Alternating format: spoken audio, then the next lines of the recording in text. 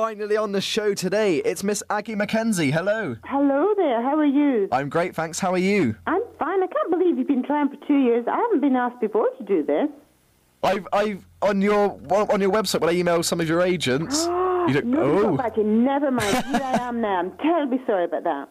But it's so good to have you on the show. And most people will know you as one half of the Queen of Clean, Kim and Aggie. That's right. But I really want to know, how did you get the job as a TV cleaner? Because it's kind of new. It's never been done before.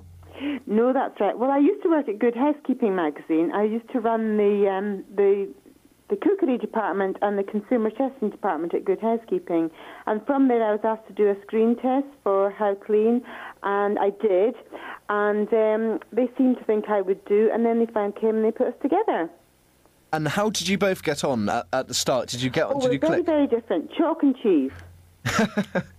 And when you were presenting the show, would you say you were friends, or did you have a few differences? I would say we're not natural buddies. No, we're very, very different people.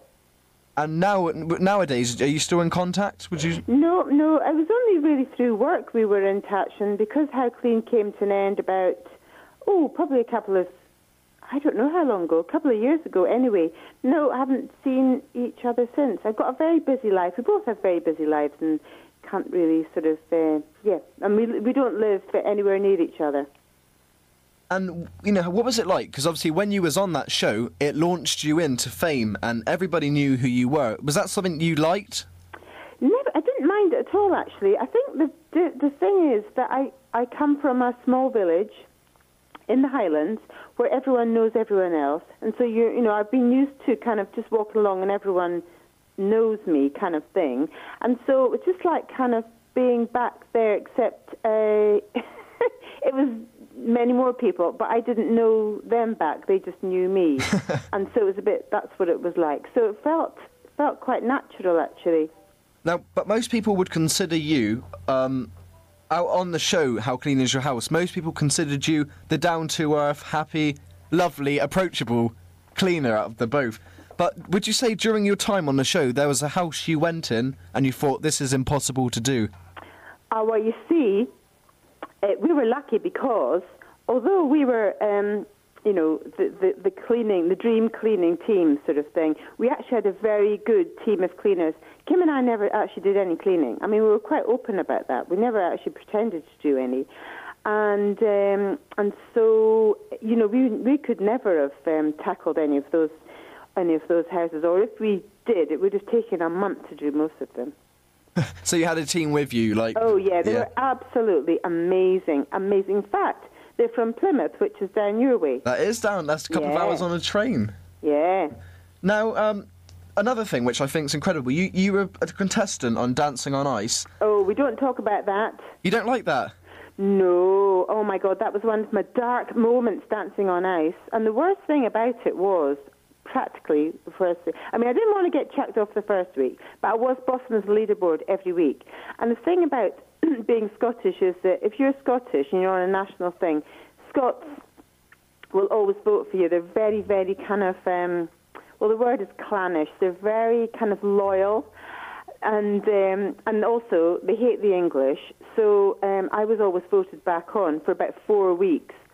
And it nearly killed me, quite honestly. I ended up looking at a lollipop, big head, stick-thin body. It was a nightmare, psychologically and physically a nightmare. So you regret that, obviously? That's something you would never do again? I don't regret it, because I met my lovely Sergei, and we're still in touch with each other, my Russian partner. He was just so lovely to me, so patient. Long-suffering is the word, actually. But the reason I wanted to kind of bring it, because like I said, it must have been physically strenuous. That's a massive thing. Oh, it was so strenuous. I mean, I was training, I'd say probably about 5 hours a day on the ice. It was non-stop. Couldn't get enough food down me. And at the same time as that, I was in pantomime. I was rehearsing for pantomime. It was really, really, really tough. Really tough. But what made you, take part in that reality show? Was there something that said, I'm going to try this? I thought I could do it. I thought, I grew up in Aviemore. There's 2 skating rinks in Aviemore when I grew up. And so we used to just kind of, go around the rink. I never really could do any of the fancy moves. It was just kind of a place to meet boys. And although I could stand up on the ice, that was about all I could do. And I've got no sense of musicality or rhythm or whatsoever. And so it was really, really tough, actually, really tough. Now, another thing that you're quite passionate about is cookery. Yeah, love my food.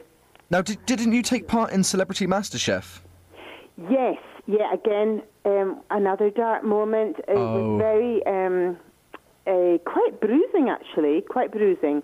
I would say that, I should have got to the finals, but I didn't. I mucked up my donuts. I changed the recipe at the last minute, shouldn't have done, and they basically flopped. Now, do you have a kind of hatred towards donuts now, that kind of robbed you from the final of the show? Say that again. Do you have a hatred towards donuts? No, I still like my donuts, I haven't made them since, mind you. But, you've also had, because I bought it today for my mum, you've got your own cookery book. Now, is that something that you've always wanted to do? Yes, actually. I'm so pleased that I was able to do that. I was doing it at the same time as Masterchef, and I like it because it's got all my recipes in it that I've been doing for, ever. And so, when I think, okay, I'm going to make a potato salad, and I'm getting old now, memory's not so good. I think, what goes into, I know, I just look at my cookery book and get the recipe. So it's great. It's really nice. And I love the fact that both my sons were involved in making it. And since then, they're both working as chefs.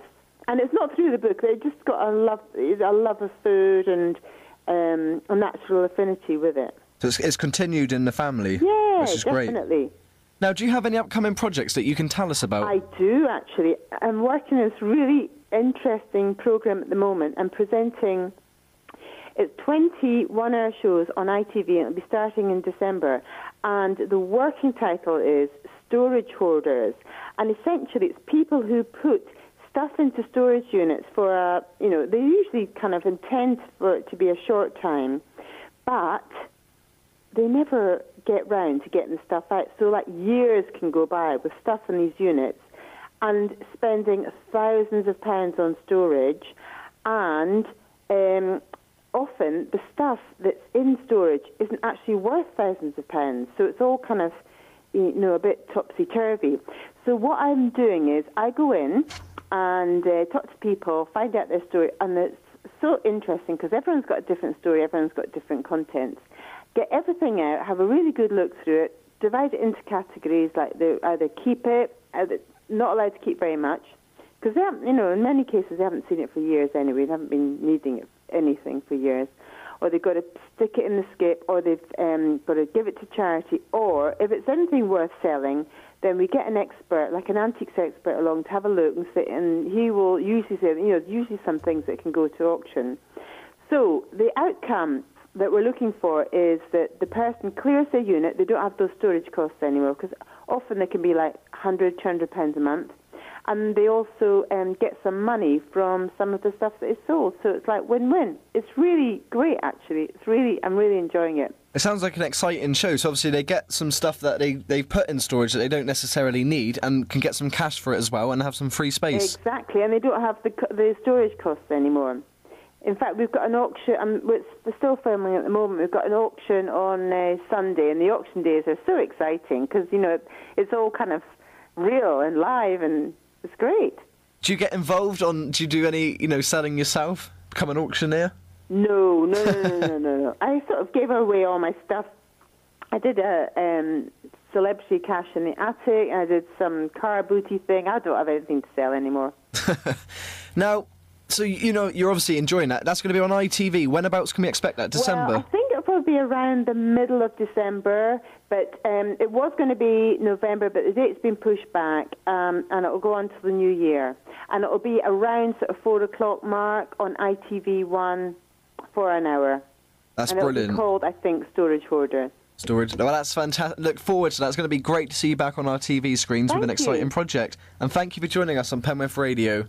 You're welcome. Love to talk to you. Brilliant. And good luck with, and that's going to be in mid-December, roughly. Yeah. Brilliant. Thank you very much, Aggie. Thank you. Bye Thank now. you. Oh, what an absolute star. Enjoyed that. Aggie MacKenzie, so that's Storage Hoarders. That's going to be kind of the middle of December, guys, so make sure you watch that one. Next up is Example.